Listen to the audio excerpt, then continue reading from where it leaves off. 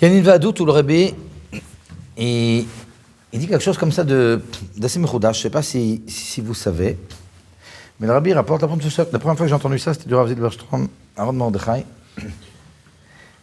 Et je vais vous montrer ici une preuve de ce que je vais dire, un truc assez effarant. Et le Rebbe là-bas, il dit, dans cette Vadout, que depuis Yud-Shvat Tafshin Tet, c'est-à-dire un an avant l'Aïstakout du Rabbi Rayatz, le Rabbi Rayatz, il a changé sa signature. Ouais. Il a changé sa signature, et dans Yosef Yitzhak, le Yud de Yitzhak, il a commencé à l'écrire Bektav Ashuri. Depuis Yud-Shvat Tafshin Tet, dans toutes les lettres. Bektav Ashuri, au lieu d'écrire normalement, comme ça, Yosef Yitzhak en octave. Ouais. Le Yud de Yitzhak, il a fait Bektav Ashuri. Avant de continuer, je vais faire passer une lettre du Rabbi Rayatz, c'est un original, c'est pas une photocopie, de moins d'un mois avant Saïs Talkut, de Yud Gimel Tevet Tafshin Yud, où on voit ce Yud. Ouais, je vous demande de ne pas mettre les mains, parce que comme il y a une Vadout, j'ai pas envie qu'il y ait des taches, mais déjà, ça se trouve comme ça d'avoir dans la main une lettre du Rabbi Rayatz, mais regardez le Yud, parce qu'il y a tout un pirouche chassidi sur ce Yud dans la Vadout du Rebbe, je voudrais en parler, mais d'abord qu'on voit la lettre. C'est Mertav Amiti, c'est vraiment une lettre du Rabbi Rayatz avec, c'est de Yud Gimel Tevet. Ah vous Ken.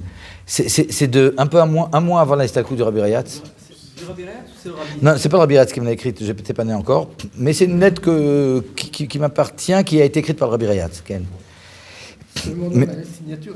C'est sa signature, mais regardez le Yud ici, c'était moins d'un mois avant l'Aïstakout, le Yud de Yitzhak.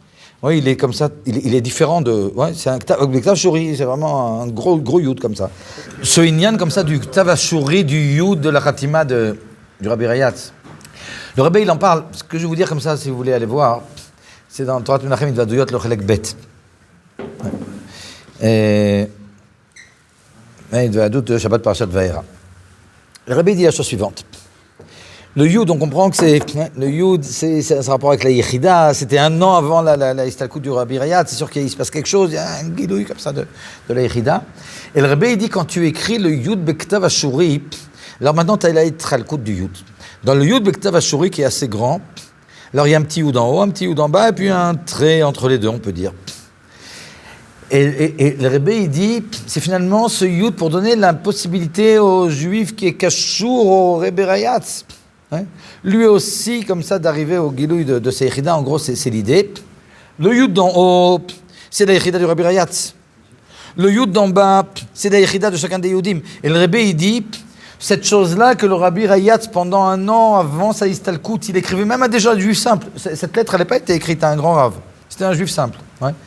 Même à des Juifs simples, le Rabbi Rayatz, il écrivait comme ça, avec ce Yud, comme ça, Bektav Ashuri.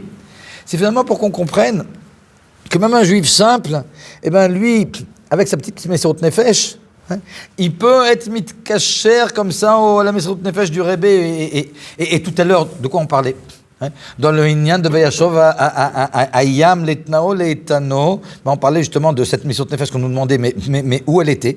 Et ce qui est extraordinaire, c'est que le Rebbe là-bas, il donne une agdara de cette Mesirut Nefesh. Ouais, parce que souvent, on parle de Mesirut Nefesh, on dit ok, c'est la Mesirut Nefesh, c'est pour les grands.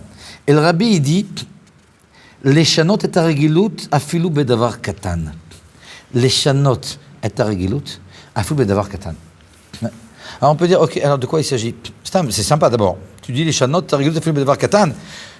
Le prix, il paraît pas tellement grand pour ce inyan-là, que ça soit considéré comme Mesirut Nefesh. Surtout que tu le fais pour le Rebbe, t'es mis de cacher la Mesirut Nefesh du Rebbe, et quand tu vas courir à 30 à l'heure dans le mur, tu vas faire tomber le mur. C'est sympa, ça vaut le coup.